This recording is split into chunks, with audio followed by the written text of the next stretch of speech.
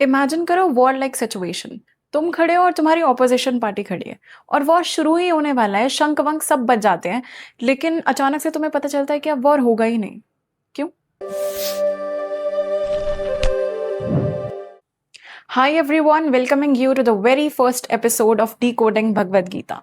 If you are curious about the life lessons, your past, your cultures, hidden within the lines of the Bhagavad Gita, which applies to the today's life, and trust me, which applies to the today's life, then you are in the right place.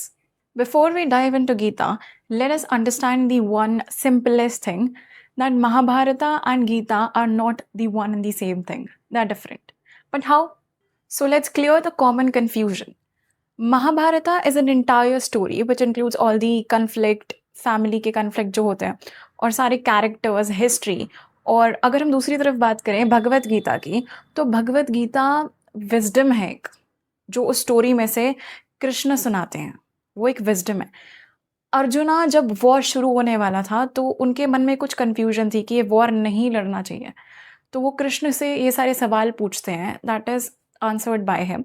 तो वो सारी चीज़ें cover करी गई हैं भगवत गीता में, तो ये एक कन्वर्स है बेसिकली। तो चलो थोड़ा और समझते हैं।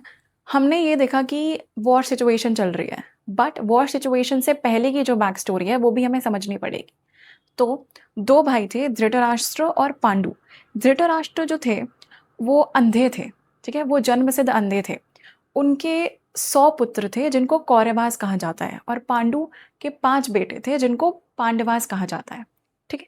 धृतराष्ट्र जो अंधे थे इसलिए उनको ना राज्य संभालने का मौका दिया नहीं गया, इसलिए उनके जो छोटे भाई थे पांडु, उनको मौका दिया गया। अब मैं ये चीज़ बता दूं कि धृतराष्ट्र और पांडु दोनों सगे भाई थे और वो हस्तिनापुर के राजकुमार थे दोनों।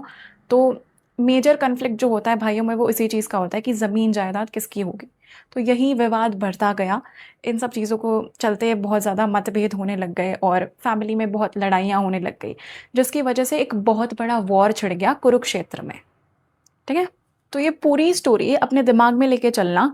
उससे पहले ना हम कुछ कनेक्ट कर लेते हैं वर्ल्ड से, what is happening around us in every day life, और जितना भी हमारे अंदर समझ है हम उसको कैसे ग्रास्प कर रहे हैं, ठीक है, उन चीज़ों के बारे में हम देख लेते हैं। सो मेजर थिंग के बारे में बात करते हैं, मोटी मोटी बात करेंगे। जीडीपी का नाम आप लोगों ने सुना होगा, जिन्होंने नहीं सुना उनको मैं बता देती हूँ कि जीडीपी अगर ज़्यादा है तो हम ऐसा मानते हैं कि देश में उन्नति हो रही है, और जीडीपी अगर कम है तो ऐसा माना जाता है कि देश थोड़ा ढीला ढाला चल रहा है, डेवलपमेंट कम हो रही है, ऐसा माना जाता है, ठीक है। तो अगर जीडीपी हमारी बढ़ जाती है तो उसके 2 रीज़न हो सकते हैं। या तो पैसों में महंगाई हो गई है, यानी कि इन्फ्लेशन हो गई है, या हमारा आउटपुट ही हम ज़्यादा प्रोड्यूस कर रहे हैं जिसकी वजह से हमारी जीडीपी बढ़ती जा रही है। तो एक जो इंसान है जिसको थोड़ी कम समझ होगी इन सब चीज़ों के बारे में, या फिर जो पूरी तरह एनालाइज नहीं करेगा चीज़ों को और पहले ही अपना डिसीजन बना लेगा, जजमेंट दे देगा कि जीडीपी बढ़ने का कारण तो यही है कि भाई हमारे देश में उन्नति हुई है। लेकिन हमेशा ये रीज़न तो नहीं हो सकता ना, इन्फ्लेशन भी रीज़न हो सकता है। तो जो बंदा पूरी रिसर्च करेगा उसे पता चलेगा कि इन्फ्लेशन भी एक कारण हो सकता है जिसकी वजह से जीडीपी बढ़ सकती है। तो इससे हमें ये पता चलता है कि भाई ब्लाइंडली किसी चीज़ पर जजमेंट मत बनाओ, तुम्हें पूरी हर पहलू पता होना चाहिए उस चीज़ का, ताकि तुम अपनी जजमेंट दे सको, डिसीजन बना सको, ठीक है। ऐसा ही एक और सिनेरियो लेते हैं, जब कोई कंट्रोवर्सी हो जाती है सोशल मीडिया पर, तो लोग अक्सर, जिनके बारे में कंट्रोवर्सी है उनका तो पता नहीं, लेकिन कमेंट्स में जो लोग होते हैं अपना अपना पक्ष चुनकर अपने आपस में ही लड़ते रहते हैं। So whatever we talked about just now is connected with the similar mindset of the first shloka of the Bhagavad Gita. It says, धर्माक क्षेत्र कुरुक्षेत्र समावते युयुत्सवा ममाख पांडवाज छायवा किमा कुर्वता संजया।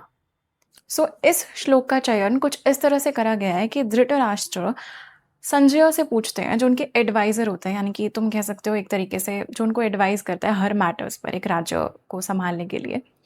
तो संजय से ये पूछते हैं कि जो पांडु के बच्चे हैं और मेरे जो बच्चे हैं उनमें जो वॉर हो रहा है वो क्यों हो रहा है और क्या सिनारियो चल रहा है उस वॉर का। At first it seems like normal statement, मतलब ऐसे ही तो वो बोलने वाला है, तुम यही सोच रहे होगे ऐसे ही बोलना चाहिए कि पांडु के बच्चे और धृतराष्ट्र के बच्चे, जिसमें उसने बोला कि मेरे बच्चे और पांडु के बच्चे में जो वॉर चल रहा है उसका क्या सिनारियो चल रहा है। बट इसमें वो ये भी तो बोल सकता था कि हमारी फैमिली के बीच में जो वॉर चल रहा है, तो इससे उसकी माइंडसेट का पता चलता है that he has already made his mind and he is thinking that मेरी साइड तो मेरे बच्चों वाली है। पांडु के बच्चे जो गलत हों चाहे सही हों, but I will be on the side of my kids. तो he has already prepared his mind, so there is no matter of discussion कि भाई तुम किसकी साइड हो या ये हमें पता नहीं चल रहा। तो he has blindly made his judgment about the case, whatever the war is. With this comes in the mind that what was the crux of the lesson. So let me tell you, the crux of the whole lesson was this only, that analyze the facts, analyze your assumption. Don't make your decisions. Don't trust blindly. Make your decisions wisely. Stand by your opinions and think why you stand by that opinion wisely. Let's go back to the first question, that war बीच में क्यों रुका था। अब war बीच में इसलिए रुका था क्योंकि जो अर्जुना थे वो धृतराष्ट्र जैसे माइंडसेट के बिल्कुल नहीं थे।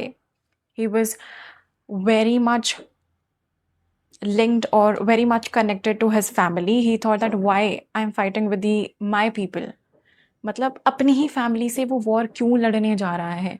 और कृष्ण जो थे पांडुस के साइड थे, but still he came and convinced Arjuna, और उसको समझाया, कन्विंस नहीं बोलना चाहूँगी मैं, he delivered his lessons, his learnings, जिसने अर्जुना को पूरा एनलाइटन करा और उसको समझाया कि भाई ये वॉर नहीं लड़ा जा सकता। इसलिए वो कंफ्यूज था कि उसको ये वॉर लड़ना भी चाहिए या नहीं।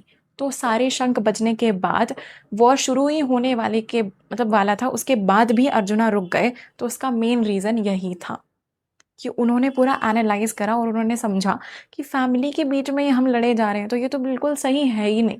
और उन्होंने बिना फेवर करे कि भाई ज़मीन चाहिए या ये चीज़ें, बिना सोचे पूरी चीज़ों सिचुएशन को समझा और फिर अपना डिसीजन बनाया। तो ये था हमारा आज का लेसन और हमारे लेसन की learnings. So before you leave, tell me your biggest take away from the first shloka of the Bhagavad Gita, and with this we will continue the more conversation. We will analyze the more conversation between Arjuna and Krishna. So for that time being, take care and Jai Shri Krishna.